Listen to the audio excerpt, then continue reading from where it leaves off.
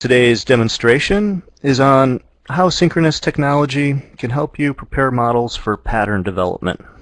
The demo is going to last approximately 20 minutes, and then we'll stay on the line and open up a chat window for Q&A. With that, I'd like to turn the session over to Rob. Rob, it's all yours. Thank you very much, Aaron. Hello, everybody. Let's get started. We're going to be using starting off with some translated data from a foreign CAD system to bring in the part. We'll clean up the geometry. We'll develop the cores on this casting. We'll add core prints, and during the whole process, we will maintain associativity. I'll do a review for NX users and an overview for non-NX users on the NX user interface. I'll be working in full screen mode, and I'll explain that as we go along. I'll be using various hotkeys: Control A for select all, Control L for layer control, Control J for edit object display. When I want to create an extrusion, I will use X hotkey, and I'll also highlight our undo function. I'll also talk about selection intent.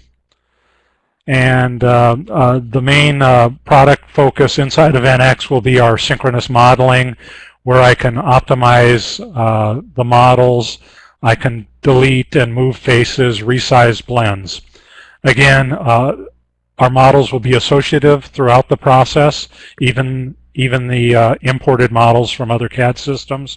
And then lastly, I'll be working on core prints. So let me bring up my NX session here.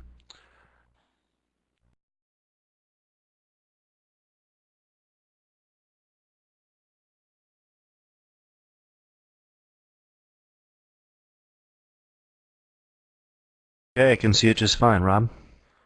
Okay, so I mentioned that I'm working in full screen mode. What that allows me to do is use the most amount of screen real estate. If I don't want to be bogged down by having too many icons or toolbars on the screen, and to use that, it's an Alt-Enter key. That's a Windows function. If I'm watching a Windows movie, if I hit Alt-Enter, it'll toggle in and out of full screen mode. So it's the same way with NX. And as you can see, I have a number of toolbars turned on at the top there. I have some at the bottom, and I really don't want to see those throughout the demonstration here. Also, as I mentioned, there's hotkeys. For instance, the standard Windows ones. If I go to File, if I want to save a part, Control S. As you can see off to the right are the hotkeys. So I have the same thing throughout different parts of NX. As I mentioned, the extrude function I'll be using. I can go into the menu here or toolbar, or I can just merely type in the letter X to get into the extrude function. So it's much more easier to work that way. So I'll toggle back into full screen mode here. Now I have left what we call the selection intent toolbar at the top. And this allows me to set up different geometry that I want to select and set up different rules for selection. And I'll explain that as I go along. Right now I have it set to face selection. And this is a model that was imported from another CAD system, and as is with the case with many imported geometries, sometimes you get situations where anything that's revolved, cylindrical faces, cone faces, spherical faces, gets split. And as I mouse over here, you can see from my pre-selection that these faces, these cylindrical faces, are indeed split, as well as I have a few spherical faces on here. So what I'm going to do is go in and press my Alt key, which brings up one of my toolbars, the last toolbar I'm using. And as you can probably see here, wherever my cursor is, if I hit the Alt key, I'm presented with that current toolbar. Now I can scroll through the toolbars using my scroll mouse, the wheel on my scroll mouse. So I can get to all the functions that I had on those visible toolbars when I wasn't in full screen mode. I'm going to select this function here called Optimize Face and use Control A to select all the geometry. What this is going to do is take a look at my model, and wherever it finds split faces, it's going to join those faces. Wherever, if I have any mismatches, either overlapping faces, surfaces, or gaps, it'll fill in those gaps and overlaps, fix those overlaps based on the tolerance. So I get a little report here. We started off with 455 faces, and we eliminated 54 faces. We're down to 401. And as you can see now, I'm getting full highlighting of these faces. So my model is now fixed up. The next thing I want to do is go into our layer control. I'm using Control L for that. And my part's on layer 1. I want to work on layer 2. So I'm going to set that. And I'm going to use a function here called extract body. And this allows me to make an associative copy of the part. I now have two parts overlapping each other. I'm going to go back into my layer control and turn off layer 1. So we're now working with the layer 2 part, which is the copy part. And this is what I'm going to use to develop the core. Now, let me first show you a few features that we have in synchronous modeling. And synchronous modeling comes with all our CAD products and also all our CAM products. So even NC programmers that don't have access to our CAD software can use all these synchronous modeling tools for fixing up tooling, fixing up models, things like that. So the first thing I want to do is show you the delete face feature. If I select delete face here, when the dialog comes up, we're going to be able to remove topology from this. Now with synchronous modeling, you're not creating any geometry, but you can make edits to existing geometry, similar to if you're making parametric edits, but it's even much more powerful than that. So here's my selection intent. And I can select single faces here. In this case, I want to select tangent faces. And I'm going to select just the top of this boss here. And you can see from the previews that it's removing this topology here. And if I accept that, you can see that that geometry is indeed gone. And not only that, but the underlying geometry is healed or stays whole and intact on there. So let's go in. Let's do another delete face. Let's set this to holes now, and I can say I want to delete all holes less than 1.5 inches on this model. So and just to show you this, I've got some holes that break out in the sides here.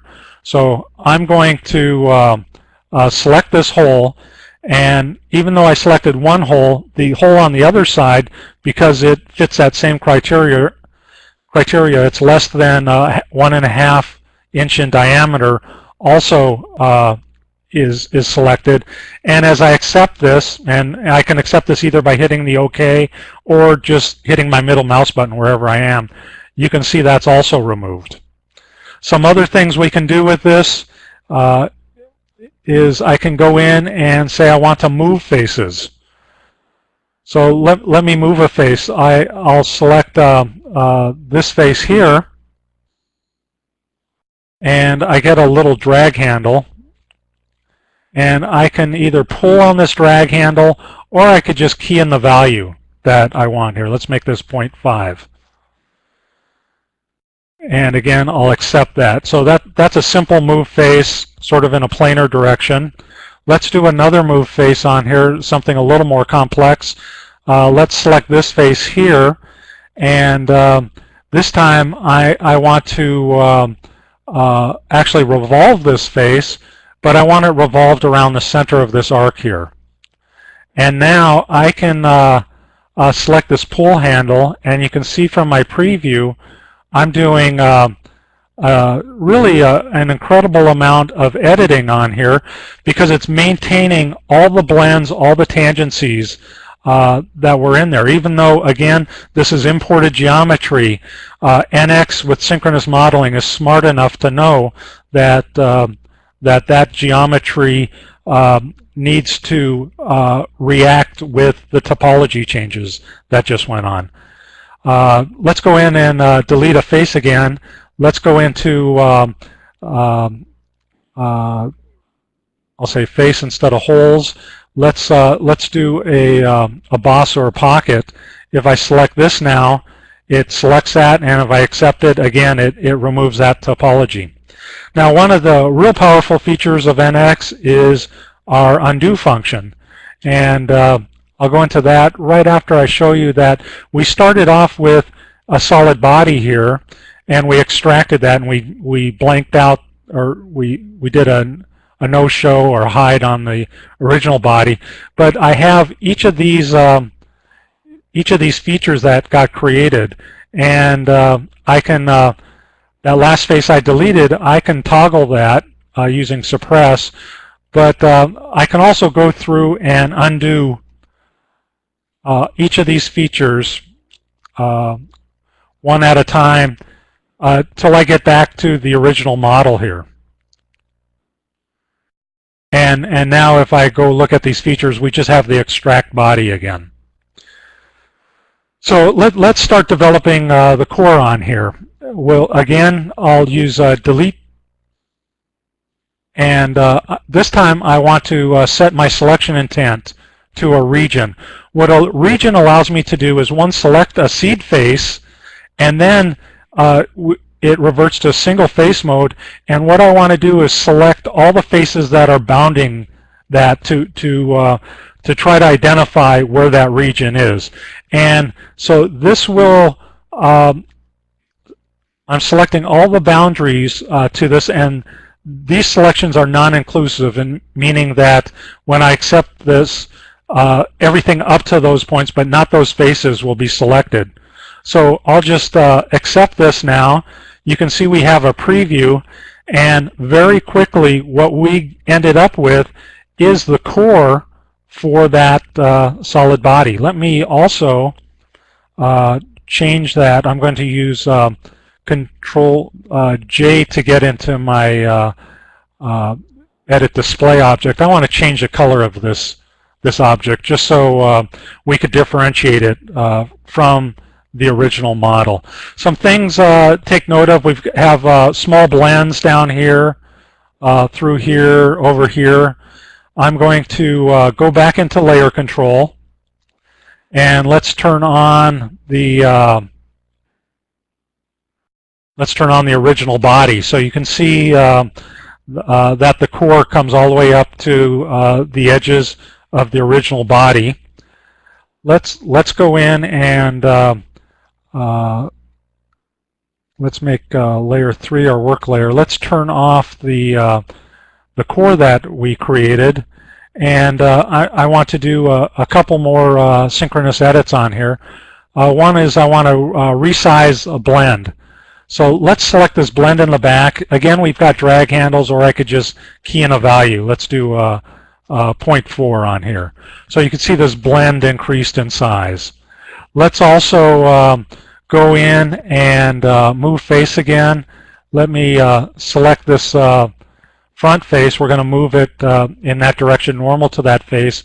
But I'm also going to select a number of other faces here. So I just drag around those to select those. And once that's highlighted, let's just go in and put in a change. Let's add 2 inches to the front of this opening on the part here.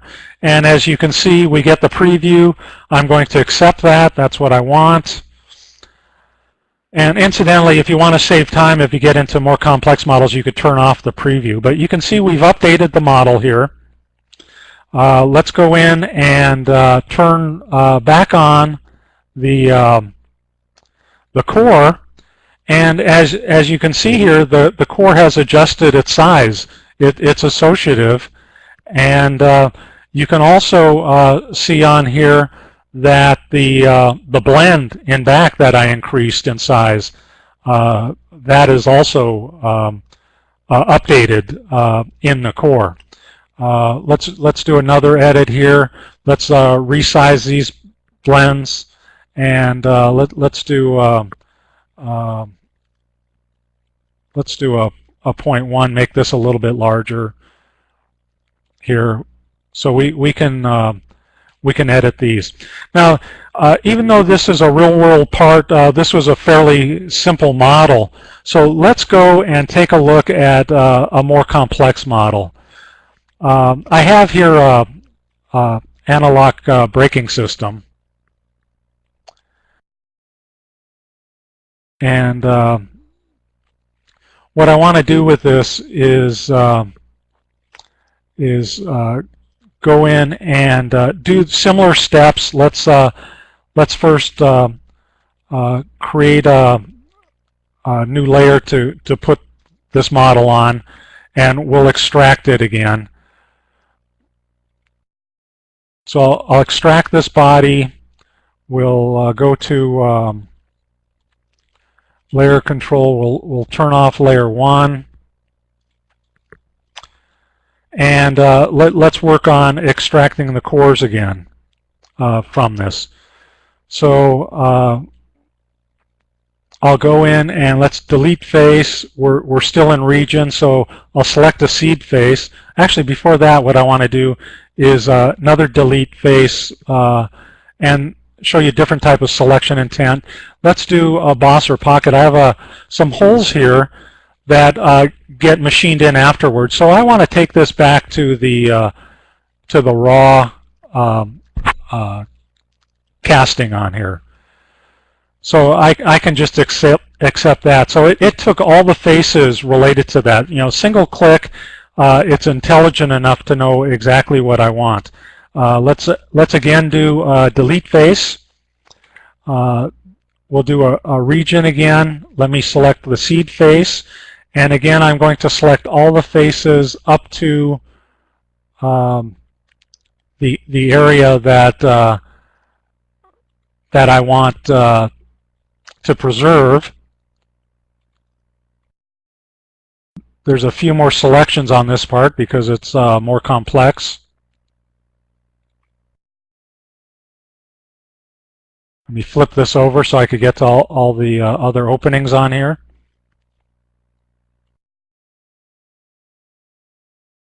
And I want to select these cylindrical edges here. And I'll right-click, hit a restore here so we can get back to the original view. And I'll accept this. Oh, I forgot one face here.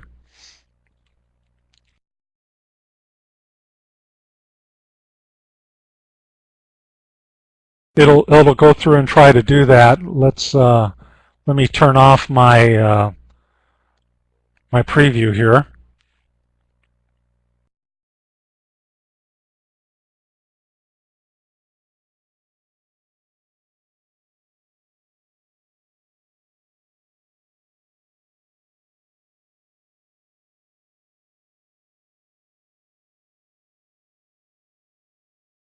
So if I don't satisfy the selection intent here, it'll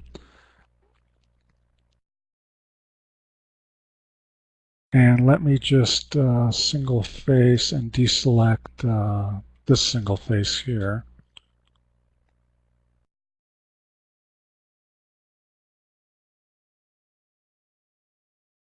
Okay.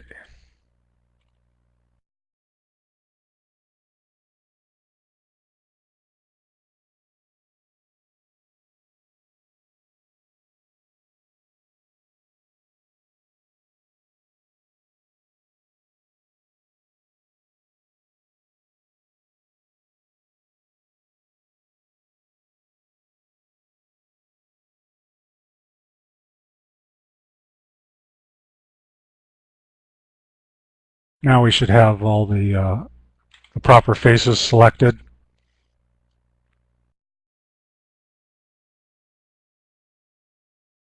and I'll accept that. And you'll see that this part actually is a complex series of channels that are created by different drill holes through this part. And this is the core. So we're developing the core. This is the area that is going to prevent the metal from filling in the void here. So this is how the center of the part's developed. But typically what's done at this point is core prints are added, and that those are extrusions that add material to the part to take it to the edges of the core box here. And I want to make sure this comes up just past the highest points here. We'll accept that. So there's the core prints going in that direction. If I select X, it allows me to do core prints in another direction. I'll shorten those up a bit. X again for core prints going in this direction. So we'll just walk through all of these. X for extrude. We'll extrude these, and we have two more on the bottom here. We'll extrude all of those. And then lastly, what I want to do is I want to trim the top extrusions to a plane. So I'll create the plane on this level here. We'll go into a trimming operation. We'll trim this, this, this, and this to this plane, and we're now complete on that. And let me just go back in and turn on our layer 1, and you can see the casting on top of a core with the extrusions. So that concludes my demonstration, and I'll turn this back over to Aaron.